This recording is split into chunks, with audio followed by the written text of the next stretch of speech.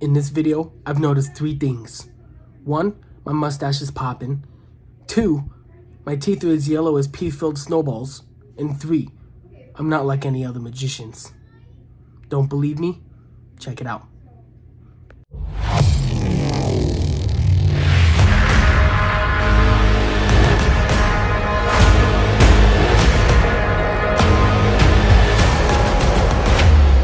Alright, y'all, so I was just rummaging through some easy beginner tricks that I know, and I came across this one. I kind of made it up using other forms of banter, other forms of any card at any number, other forms of different types of shit, you know what I'm saying? I decided to grab my deck of Star Wars playing cards, the red ones, and I wanted to show y'all a quick performance and tutorial of this trick. I don't know what I call the trick, but it's a trick for y'all. I haven't done a trick in a while. Let's get into this shit. So, normally a magician would have someone pick a card. They look at the card, they memorize the card, right? And then the card would be put on top of the pile. Then the pile would be cut, and their card would appear on top of the deck. Now, sometimes magicians would also take the card and try to stick it anywhere into the center, right? Just like that. And then their card also appears back on top of the deck. But I feel like that's a little stupid because it just keeps appearing in the same place. You know what I'm saying? Same with this one. If the card gets put into the center of the deck and the magician even shows you that that card is going into the center, just like that, card gets squared up, your card appears back on top. Like I said, appearing in one place is low-key kind of lame. With me, I like to try to find your card in the stack of other cards. So the cards are going to go ahead and get shuffled in any way, shape, or form. Make sure that the cards are actually completely mixed up in any way, shape, or form. The cards are also going to be cut just like this. Now, looking through the deck makes it so that the cards, completely random. Your card's not on top at all, right? Your card's not anywhere near the top of the deck. I want to try to find your card in the pack. So what I'm going to do is I'm just going to try to go through each individual card and I'm going to try to get a feel for your card, because in case you guys didn't know, some cards are heavier than others. This card has a lot more ink than, let's say, a small card like the 2 of clubs. So this king might feel a little bit heavier gram-wise than this card, the 2 of clubs, just like this. So those cards just might feel a little bit heavier, a little bit lighter, depends. I'm going to try to go through, see if I can feel which card is which. So I don't think any of these are your card. I don't think any of those are your card at all. Let's go through again. Sorry if you hear background noise, y'all. I am currently babysitting. Decided to film a video because I'm fucking retarded. And yeah, none of these are your cards. So I'm just going through trying to find it. Here we go. Wait, hold on. Hold on, we're getting close. I can feel it. I can feel it. I can feel it. Now, these cards aren't marked. For those of you who have the Star Wars cards, you might be thinking I'm looking at the back of the card trying to find the marking system, but it's not back there, okay? There's nothing on these cards that are marked. I can even show you another card. Unless you can find a marking, there's no marks on these cards. So I think that your card is one of these 5. Now, if I could know that, that would be freaking crazy. Now, let me just get a feel for some of these cards here. I think that it's these 3, one of these 3. Now, of course, these cards can be mixed up any way, shape, or form. It doesn't really matter. And I think your card is this card. This card right here. Your chosen card, the 10 of clubs. What's up, y'all? Here's the tutorial to this trick that I sort of created, like I said, through a series of any card at any number tricks. Like I said, those magicians who do tricks where your card appears on top, I was going through those type of tricks trying to practice some of my sleight of hand, and I realized it keeps appearing on top of the deck. People might get bored by the whole repetition thing. So what if I try to find the card in the middle of the deck? You can't really hand it to the spectator, but I feel like it's going to raise some eyebrows if you do it correctly. So no setup, no nothing. Literally, it's nice to just get a deck out of your pocket and just go right away with the trick. Speaking of decks and pockets, I have a sponsor. No, I'm just kidding. I don't have a sponsor. We don't have any money from this shit yet. But I wish I had a sponsor. Ha, fooled you. At the beginning of the trick, you're going to have someone choose a card out of the deck.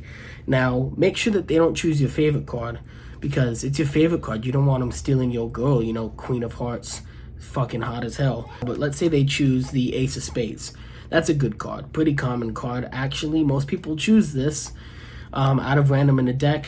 It's probably the most common card in the entire deck. Everyone knows about the Ace of Spades. Now you're gonna start with putting it on top of the deck, cutting the cards, and then doing a double undercut. Now, you're basically explaining to them at this point that magicians do tricks where cards appear on top of the deck. Now, I feel like all this banter is trying to get you to fool them a little bit before the actual trick begins. So for those of you who don't know what the double undercut is, basically, you have their card on top of this pile. You're going to put this pile on top, and you're going to hold a pinky break. A pinky break. Broken pinky break. I wrote a bar about that the other day. But anyway, that rhymed. Bars. But you're going to hold a pinky break. Then you're going to transfer it to a thumb break. Basically, by just taking your thumb, you're going to put it where the pinky break is. And you're going to let fucking go of that. And now you have a break. So once you have the thumb break, you're going to take your hand and you're going to peel off about a little bit of the cards, put them on top, break off a little bit of cards from the bottom, put them on top, and do that again. Now, you don't have to do a double or triple undercut. You can actually do a move like that. I'm not the best at it yet, but it's something you can do. I think it's called a half pass or something. You can do something quick like that. You could even do like a table cut where you set the cards down on the table and then place this pile on top. You could do that.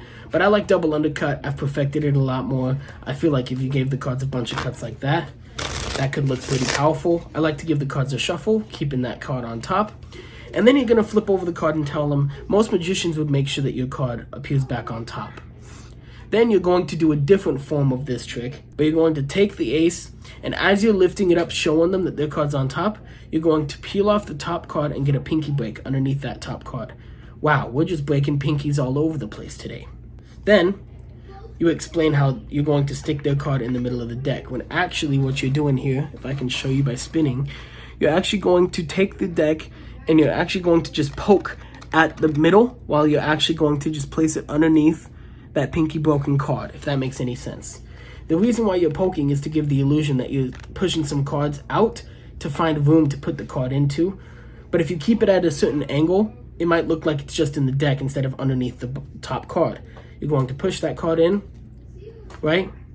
Keeping the pinky break. Then you're going to do a double lift. If you guys don't know what a double lift is, I will be posting a link down in the description for a double lift. Basically, you're flipping over two cards as one card. So you're going to do a double lift and you're going to say, see, it's back on top. And then I explain how this repetition gets kind of boring. If you want to do one more, you can give them an example of, since you have that double lift, you can just peel off the top card. They won't know what this card is, so they're going to think it's their card. You can place it anywhere into the center. And then I like to spread through, not going up like this, but I like to spread through. And I like to go to that card and explain how magicians will even show you that they're putting it into the center of the deck. You're going to square the cards up. And then you're going to snap your fingers and then say, see, and magicians make it appear on top of the deck. Then, this is where you explain how you want to try to find their card within the deck itself. Within the deck itself. Within the deck itself. The ace goes back on top of the deck. You act like you're shuffling the cards. Again, same way you always have been, where you riffle shuffle, but you keep the top card, which is this card, on top of the deck as you finish.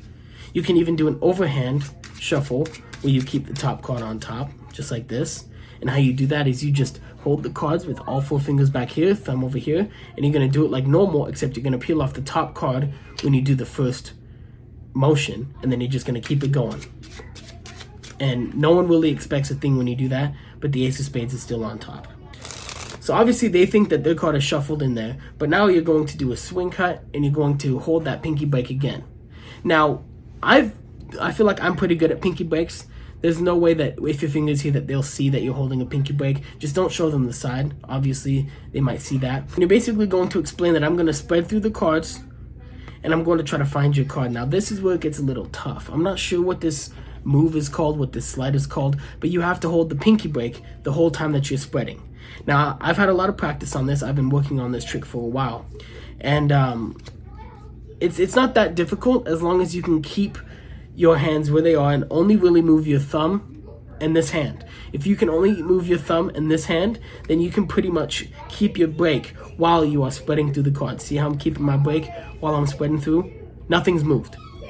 Nothing's moved. So you're basically going to go through. You can do any banter you want at this point because your pinky break, the pinky break you have, their card is the first card underneath that break. So all you have to do is spread. After you've gotten rid of a bunch of these cards, you could get to the, you could leave 2 cards behind and then cut, and now you're at the pinky break. So you know that this next card is their card. But obviously they won't know that. And you'll just peel them off and be like, I think it's these top 5. So now you know that their card is the middle card in this thing. So you can start going through, peeling off these 2, peeling off these 2, and then get rid of any 2 you want from the top or bottom. Let's say I get rid of the bottom cards. You say, okay, now your card's within these 3. Now you know that their card is here because you've been keeping track of it with your eyes. Sometimes I like to mix them up, but I like to keep track of their cards. So it's kind of like that one scam trick where they move the cups and stuff, but you're basically moving cards. Now make sure you don't lose it as a magician.